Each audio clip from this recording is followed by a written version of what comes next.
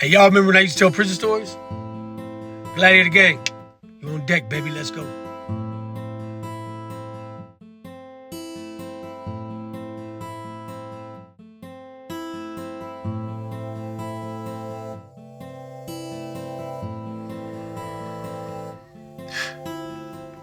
What's up? All right, man. So here we go. It has snowed relentlessly for the last 2 days where I live at, and hey, we're kind of like getting through that. Now, I decided to come on here and tell a prison story, man, because it's been a minute. I've been talking about Wes and his little entourage and Big Boy and all them. They're clowns, but check this out. When you're in prison, right, you got to eat. You got to make money, right? Now, sometimes you're going to have to go outside the boundaries or outside the gray area of law and try to make a couple dollars because you ain't got nobody sending you money on the street. For a long time, that was me.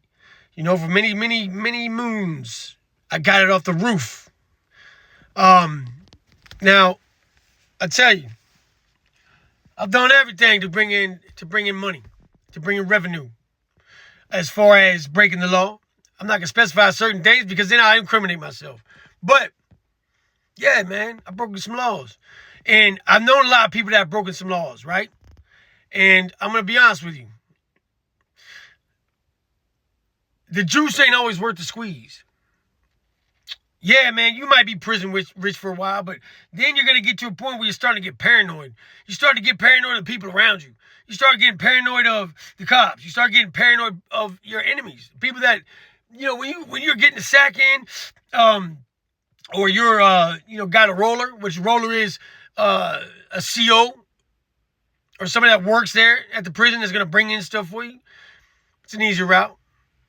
But I promise you this. When they get caught, and they will get caught, they're going to tell on you. They're cops. They're going to tell on you. So, that being said, I'm going to tell a story about this cat. We're going to call him Snoop. Now, Snoop he's a cool dude, man. He's my boy, man. We hung out, played dominoes sometimes, played a little chess. But he was getting on. And he was a small dude. He wasn't a gang member. He was only like 5'2", maybe 130 pounds. Real little guy, man. Cool as a fan, though. Snoop had a lot of homeboys, though. He was from Richmond. Richmond's a big city where I live at. A lot of people that y'all know are from Richmond. I'm from Richmond. Jay Williams from Richmond. All these dudes, we're from Richmond. Now, Snoop was not real flamboyant with the money. He wasn't extra with it. He wasn't trying to floss. He wasn't walking around with the extra-ass boots, the extra-ass Levi's, the Gucci knockoff glasses. He wasn't extra, man. But he didn't have a lot of, he just didn't have the back. And a lot of people had a target on him. They wanted to rob him, but they didn't want to because of Richmond. It's kind of you got gang members that are from different, like 7 cities in Richmond and Northern Virginia, whatever, wherever you're from.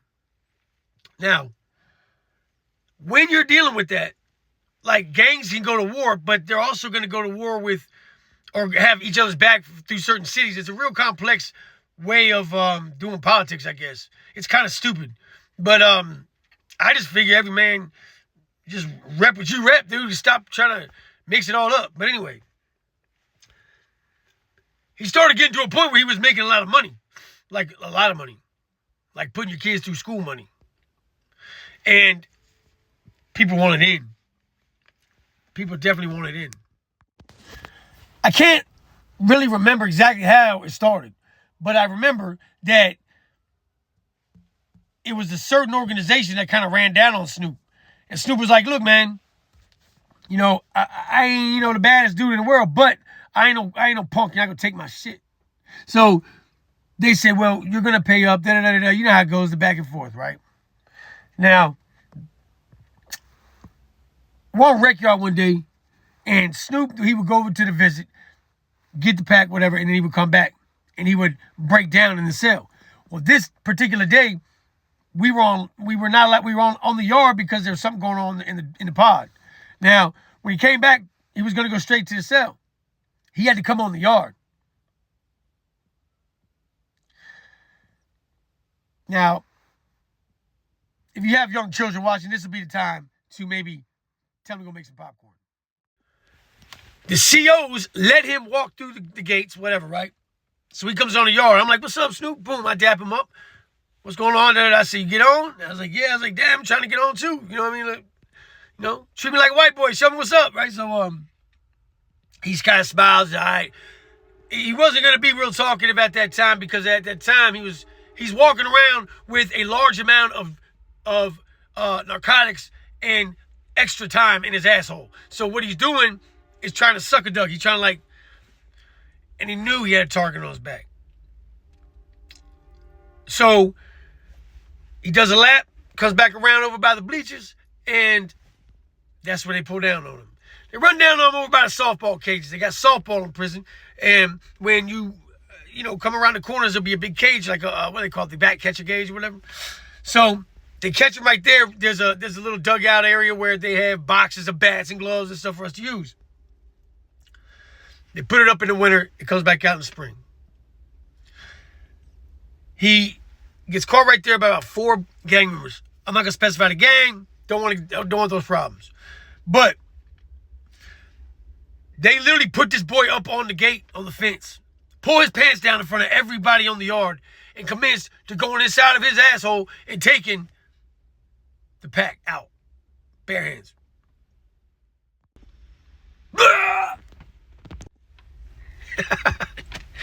Oh, man. Yeah, that happened. I wonder myself sometimes, did they at least spit on that thing or something like that? They went there dry. Either way, I'm sure it was very uncomfortable. And of course, he's a smaller guy. What's he going to do? He's got 4 or 5 grown men. 200, 300-pound dudes. I mean, they probably got kids bigger than that kid. But they took his whole pack. Now, like I said, this dude is from Richmond. Richmond is known, bro. Richmond City is known for being treacherous. But that was the old guard. The new guard was a bunch of gangbangers. So the politics got kind of messed up. Back in the day, Richmond dudes would have ran down on that. Man, that wouldn't have happened. That's the city. It would not have happened. Somebody would have got filleted. ASAP. Sure as I'm sitting here. Now, Snoop, he didn't even say nothing. What can he say? I remember him. They threw him on the ground. His pants out, down around his ankles, his ass out. His bare ass in the wind. Can you imagine the embarrassment, the humility that kid felt? He had to stand up with dirt, tears in his eyes, on his face, and pull his pants up in front of 200 guys. Nobody helped him. I didn't help him. He's my buddy. I didn't help him. Why didn't I help him? A lot of y'all say, you should have done something. You're a punk. I'm a punk. What was I going to do? What could I do? I like Snoop. He's a good dude. Not my problem. Would he have done it for me? Would Snoop have done it for me? Since everybody in the comments will say, why did you help? Because I get that all the time. I'm not going to miraculously turn into Jackie Chan and no karate and beat up 5 dudes. It's not going to happen. Not going to happen. Anyway. So just imagine, before you make comments, before you say these things, put yourself there. Listen to what I'm saying. Listen to the story I'm telling. And understand that you would not do shit.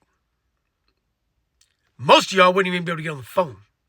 So don't sit there and tell me that you're going to go, I'd rather die for mine. And you would die. You would. You'd get punished. And then you'd have a dress on. Anyway. Snoop goes back to the cell. To the pod. And I didn't talk to him for a couple of days. He didn't talk to really anybody for a couple of days.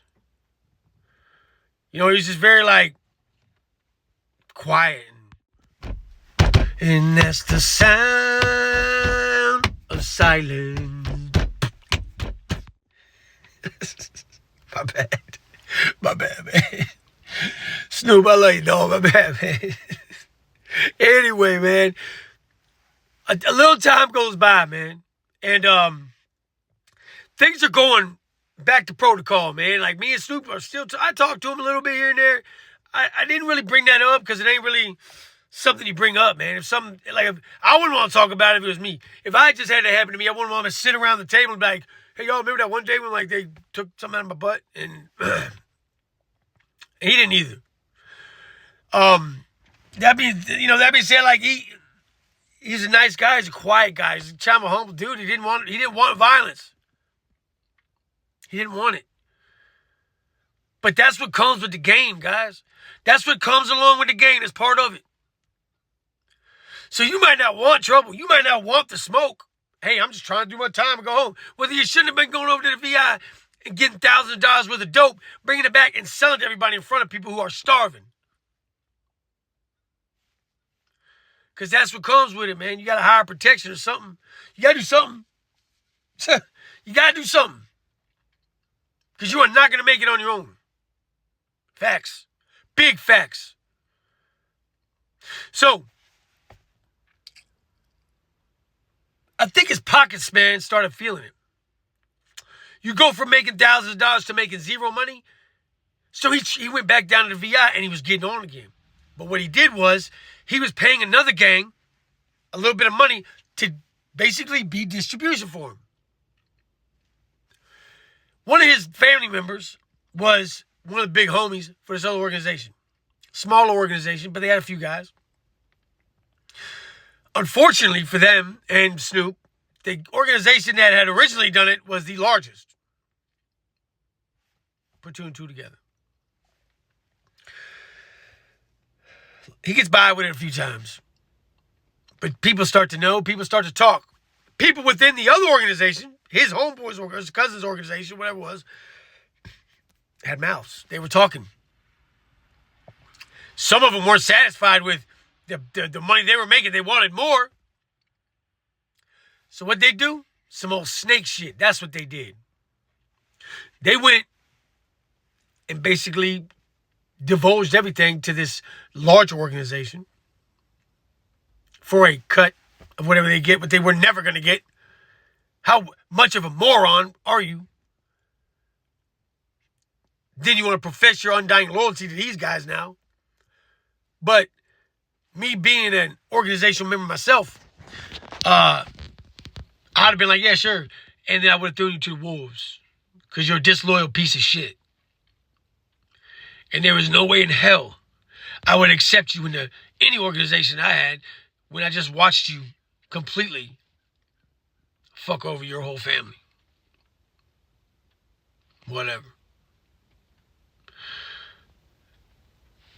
So they ran down Snoop again. And I will say, this was a very valiant effort by this small organization. They did stand up for him. They did do their best. They were washed up immediately. There was only about 10 or 15 of them, and they were gone within weeks. Smashed, poked up, whatever. Got out the way. So now, this is where this kid's at. And I wanted to say to him so bad. You know you fucked up, right? I know, man. My bad. I know. I can't help myself. I don't know. They shouldn't give me your phone because I'm just. Anyway, man. Yeah, you fucked up, dude. You messed up. You shouldn't have done that. Shouldn't have done that, bro. So basically now he's working for them. He's going over there. His girl's bringing up the sack.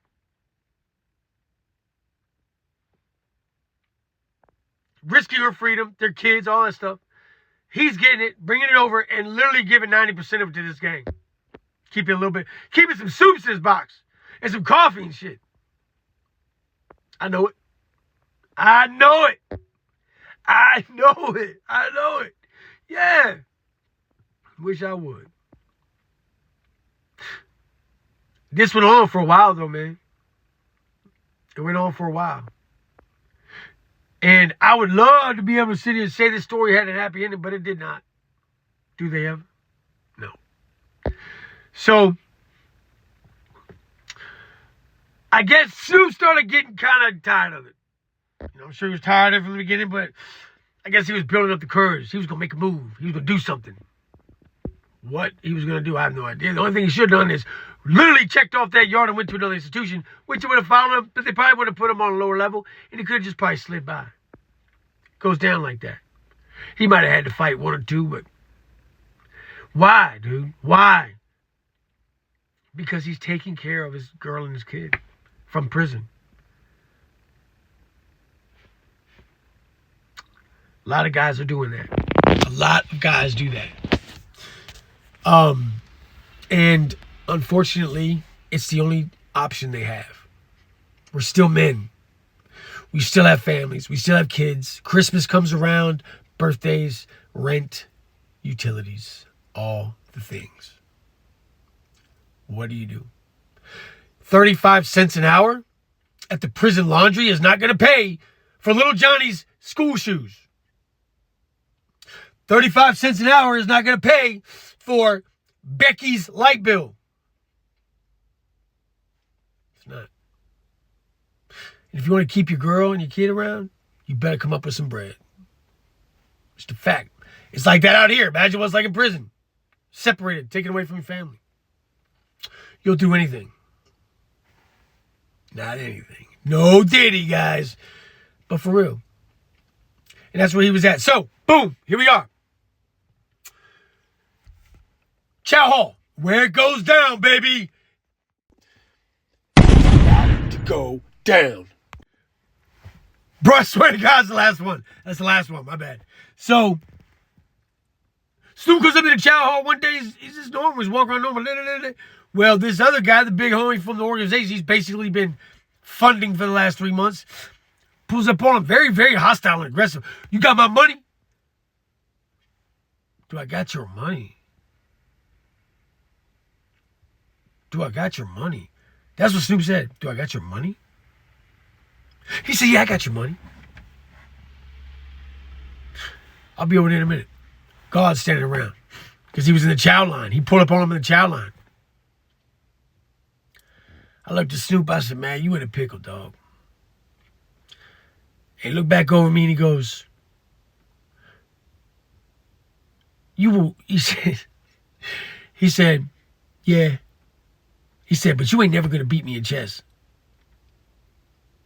I said, what? He said, no matter what happens, you remember I said that.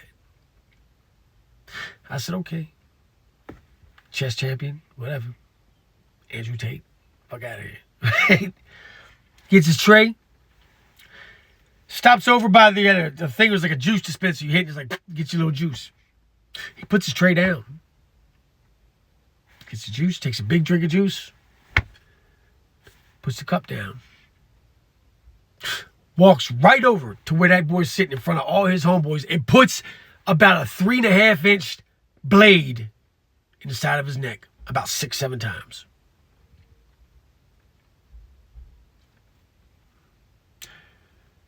It was a chess game.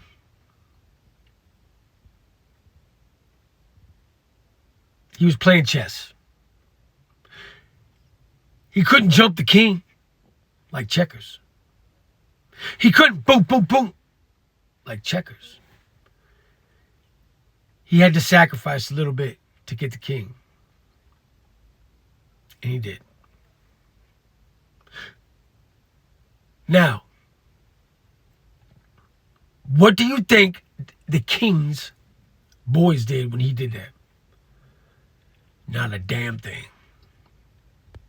They didn't do a damn thing. You know why? Because they didn't want to get the same shit he just got. This little 130-pound dude walked right up on y'all's boss hog, King Dingaling, and took him on up out of here. How'd that be?